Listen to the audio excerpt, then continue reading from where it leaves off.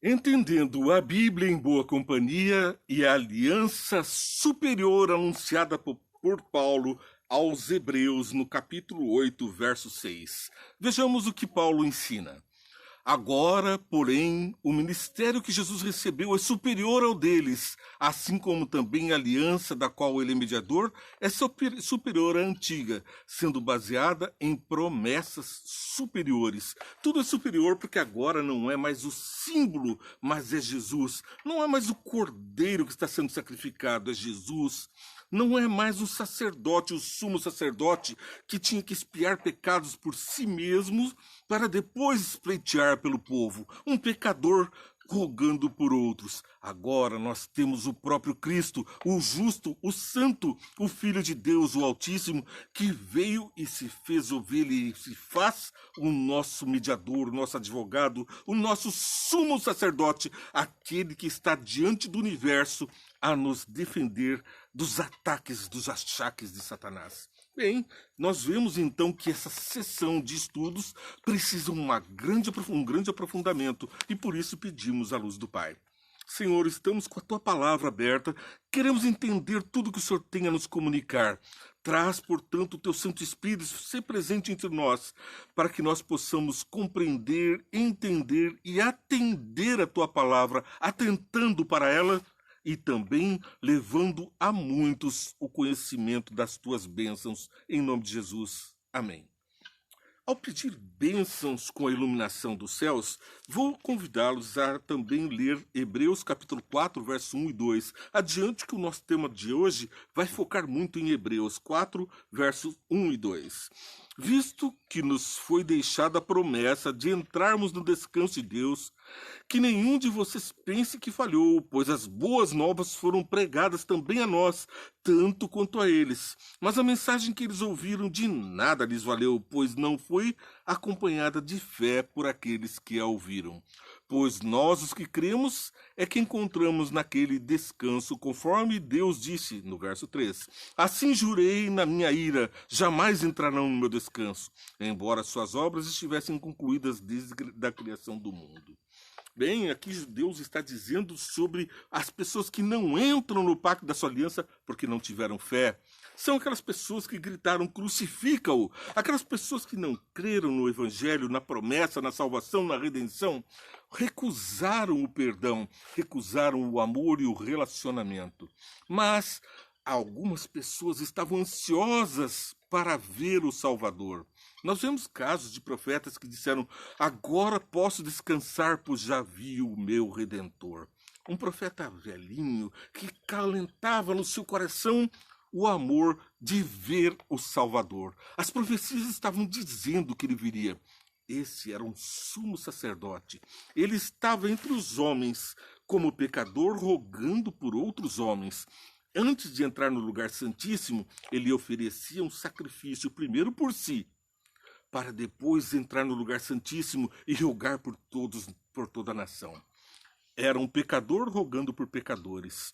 Mas depois, esses símbolos todos, o cordeiro, o santuário, o véu do santuário que se rasgou no momento em que o cordeiro verdadeiro, o nosso Jesus Cristo, faleceu. A Bíblia fala que o véu do santuário foi rasgado de cima para baixo, sem mãos humanas. Rasgou-se. Agora, o Shekinah, a glória de Deus, não tem mais um véu com a humanidade.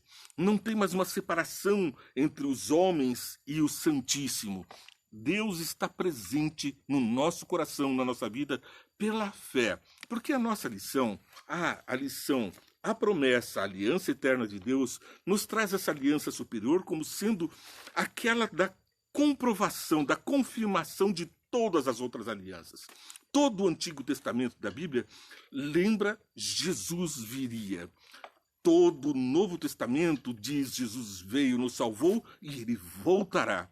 Portanto, nós temos essa dupla aliança, muitas alianças sucessivas ratificadas no cumprimento da vinda do sumo sacerdote Jesus, aquele que não teve pecado, o Filho de Deus, é o único intercessor capaz de suportar ele mesmo todos os nossos pecados, porque não tendo pecado, ele é capaz de nos purificar dos nossos. Ele não é apenas o intercessor, ele é o mediador, ele é o meio, é através dele que nós podemos alcançar a salvação. É por sua santidade que nossas máculas de pecado são apagadas diante do universo, porque ele pagou o preço que era meu, porque o salário do pecado é a morte, mas o dom gratuito de Deus, diz a palavra, é Jesus que se manifesta entre nós. Bom, vemos aqui esse verso maravilhoso e vamos seguir lendo 4, verso 6. Em Hebreus, capítulo 4, verso 6, nós lemos: portanto, resta entrarem alguns naquele descanso, e aqueles a quem anteriormente as boas novas foram pregadas não entraram por causa da desobediência. Então nós acrescentamos a fé, a obediência. Não entraram no pacto, diz em Hebreus, capítulo 4, verso 1 e 2, porque não creram. A fé, agora aqui está falando, não obedeceram. Portanto, permanece a aliança da obediência. Aquela aliança que levou Noé a entrar na arca. Ele não recebeu apenas a mensagem, não creu apenas que ia chover, não creu apenas e deixou de construir. Ele empregou todas as suas forças, toda a sua riqueza. Um homem muito próspero, muito rico, gastou fortunas durante 120 anos construindo e pregando a um povo de que haveria chuva, dilúvio. Mas os homens não conheciam, não creram e não entraram na arca. A obediência, portanto, não vai apenas de construir, porque o ladrão na cruz não teve tempo de construir coisa alguma, ele apenas pediu: lembra-te de mim. E Jesus disse: estarás comigo no paraíso. Essa é a graça que alcança o homem no seu último nível de pecado, no seu último instante de vida, mediante a fé. A graça é alcançada. Ali estava Jesus, todos dizendo blasfêmias contra ele. O ladrão à sua direita e ele mesmo estavam blasfemando daquele que parecia apenas mais um falso Cristo. Barrabás, o falso Cristo, gritaram: liberta-o. E o que farei de Jesus chamado Cristo? Disse Pilatos. Crucifica-o, gritaram todos. Ali, aqueles dois ladrões estavam também zombando de Jesus, até que ele disse, o bom ladrão, aquele ladrão que se converteu: nós estamos aqui porque merecemos, mas esse nada fez. Lembra-te de mim quando entrares no teu reino. Nós vemos que o justo estava na cruz, e o crucificado por justiça, aquele que deveria estar na cruz, vai estar no paraíso, junto com o nosso Salvador, porque ele morreu, sim, mas ressuscitou, e ele nos tira da morte para a sua verdadeira luz. Da morte desse mundo, do pecado desse mundo, ele consagra, então, como sumo sacerdote, nosso advogado, intercedendo por nós nos céus. Mostra as marcas nas suas mãos dos cravos, na sua testa rasgada pelos espinhos e na sua lança que foi enfincada em seu peito. Tudo isto mostra o amor de um Deus que se compadeceu, que pagou os meus pecados com os piores momentos, com a pior cruz, com a pior forma de matar, de assassinar o Filho de Deus, um homem justo que se fez carne e habitou entre nós. Nós, todavia, não cremos e perdemos a salvação, não obedecemos e perdemos a salvação. Então, qual é a razão de tudo isso? Vamos continuar lendo no capítulo 17 de Hebreus, capítulo 17, versos 20 a 27. Capítulo 7, Hebreus 7. Aqui nós vamos ver, então, do verso 20 a 27. Está falando do sumo sacerdote, né? De Melquisedeque, que Jesus é herdeiro não de Levi, não é um sacerdote mundano, não é um sacerdote homem como os hebreus descendentes de Levi, porque ele não era descendente de Levi. Ele vinha da linhagem de Melquisedeque, um ser superior, um Deus, Todo-Poderoso. Então, aqui no capítulo 7, versos 20 a 27, nós lemos: E isso não aconteceu sem juramento. Outros se tornaram sacerdotes sem qualquer juramento, mas ele se tornou sacerdote, ele quem? Jesus, com juramento quando Deus lhe disse: O Senhor jurou e não se arrependerá, tu és sacerdote para sempre. Deus o elegeu, eis que o deu o seu Filho amado para que todo aquele que nele crê não pereça, mas tenha vida eterna. Jesus tornou-se, por isso mesmo, a garantia de uma aliança superior. Por que superior? Porque antes eram os cordeiros, era o tabernáculo, todos os símbolos de que um dia viria o Redentor. Mas agora era a rocha viva que vertia a água e que verteu o sangue que estava diante dos homens. Jesus tornou-se, por isso mesmo, a garantia de uma aliança superior. E verso 23. Ora, aqueles sacerdotes têm havido muitos, porque a morte os impede de continuar em seu ofício. Mas visto que vive para sempre, Jesus tem um sacerdócio permanente. Portanto, ele é capaz de salvar definitivamente. Ele é capaz de salvar definitivamente aqueles por meio dele aproximam-se de Deus, pois vive sempre para interceder por eles. Jesus, a rocha viva, está intercedendo nesse momento por mim e por você no reino celeste, dentro do lugar santíssimo. Ele não precisa, como já dissemos, se vestir da justiça, interceder por si mesmo. Ele é a própria justiça. Ele não teve pecado, ele não precisa do perdão. Ele traz perdão. Verso 26 e 27. É de um sumo sacerdote como este que precisamos. Santo, inculpável, puro, separado dos pecadores, exaltado acima dos céus. Ao contrário dos outros sumos sacerdotes, ele não tem necessidade de oferecer sacrifícios dia após dia, primeiro por seus próprios pecados, depois pelos pecados do povo. E ele o fez uma por todas quanto a si mesmo se ofereceu. Então, o sacrifício de Jesus é uma vez só. Não é como é pregado aqui em algumas religiões, que ao participarem do pão da Santa Ceia, mastigam o pão e fazem com que, no seu ideário, na sua imaginação, estão comendo a própria carne de Jesus e o seu próprio sangue quando bebem do vinho. Estão matando Jesus todas as vezes que participam do pão. Mas aqui Jesus diz que ele não teve pecado, portanto bastou um único sacrifício dele para me salvar, para te salvar. Nós estamos salvos e ele está intercedendo por nós, ato contínuo, até a redenção completa. Por quê? Porque ele é o nosso advogado, o nosso sumo sacerdote. É o trabalho dele levar a sua obra a cabo, intercedendo por você, pelo seu amigo, por seus vizinhos, por sua cidade, pelos seus pedidos, pelos nossos desejos e necessidades. Ele está nos levando diretamente junto ao Pai para a plena compreensão da verdade e plena salvação. Bom, Hebreus capítulo 8, versos 7 e 8, fazem parte daquele contexto do verso 6, que eu leio a partir do metade do verso 5 em diante. Tenha cuidado de fazer tudo segundo o modelo que lhe foi mostrado no monte. Aqui o que está dizendo é Deus falando para Moisés: construa o templo, o lugar santo e o santíssimo, conforme te mostrei no monte, aquele que está nos céus. Porque existe um tabernáculo também nos céus, onde Jesus está agora.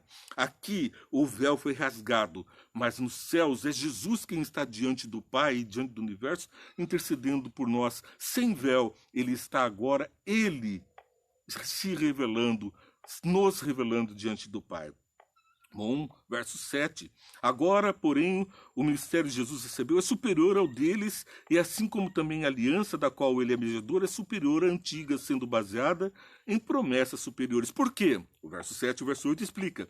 Pois se aquela primeira aliança fosse perfeita, não seria necessário procurar lugar para outra.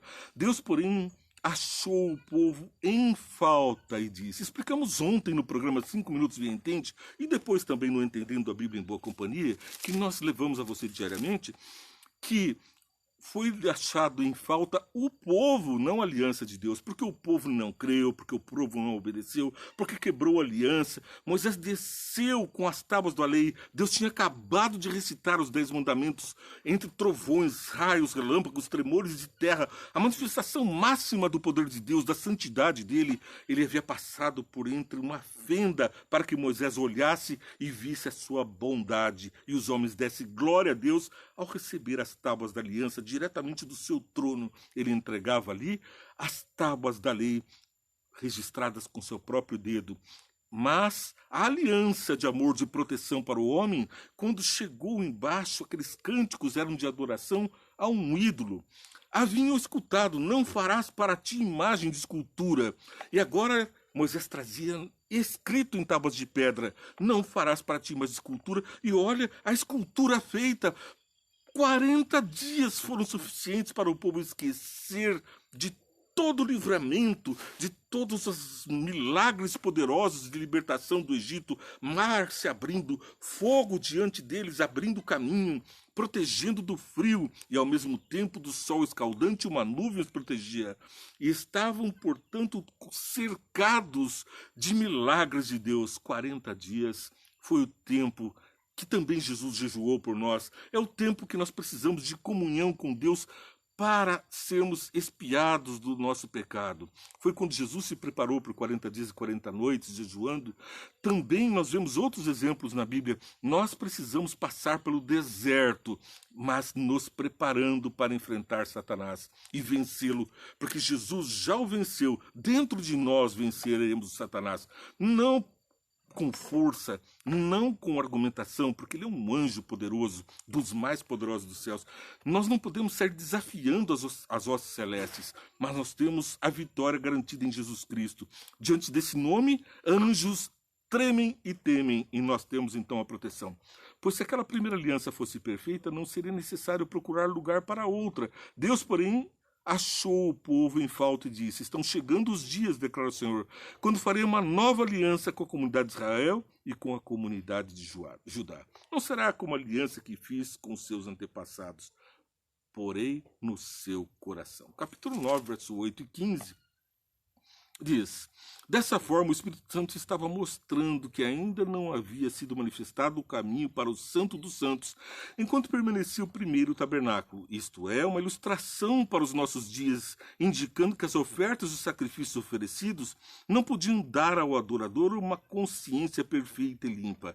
Eram apenas prescrições que tratavam de comida e bebida e de várias cerimônias de purificação com água. Essas ordenanças exteriores foram impostas até o tempo da nova ordem, até o tempo de Jesus, que veio a dar cumprimento a todas as cerimônias. As leis cerimoniais se apagaram com o rasgar do véu na cruz, mas a lei santa de Deus, ela não estava aquém do véu, ela não estava fora do lugar santíssimo. Os 10 mandamentos estavam dentro da arca da aliança, estavam dentro do lugar santíssimo, estão dentro do lugar santíssimo. É em cima o Shekinah e a sua lei logo embaixo. As leis cerimoniais apontavam para o Salvador. A nossa salvação é pela fé, porque Deus deu a salvação de graça através de Jesus Cristo, para que pela obediência sejamos confirmados como filhos de Deus. Porque já estamos salvos, mas se nós amamos a Deus, guardamos os seus mandamentos. Recebemos assim bênçãos de proteção e a promessa que podemos reivindicar de salvação. Você está assistindo ou entendendo a Bíblia em boa companhia. Todos os dias também não perca os 5 minutos Vem e Entende, que vai ao ar um pouquinho antes, resumindo esse programa. Eu te convido, curta, compartilha, siga a nossa programação, toca o sininho e faz com que o Evangelho seja pregado a todo mundo. Dê relevância àquilo que é importante para você. Eu aguardo você, estarei orando por você. Curta e compartilha, aparece teu nome, eu vejo. E quando você fizer isso, lembre de orar por esse programa para que nós estejamos firmes e fortes na palavra de Deus, sem distorção. Que Deus te abençoe e faça de você um sacerdote, confiando no sumo sacerdote Jesus.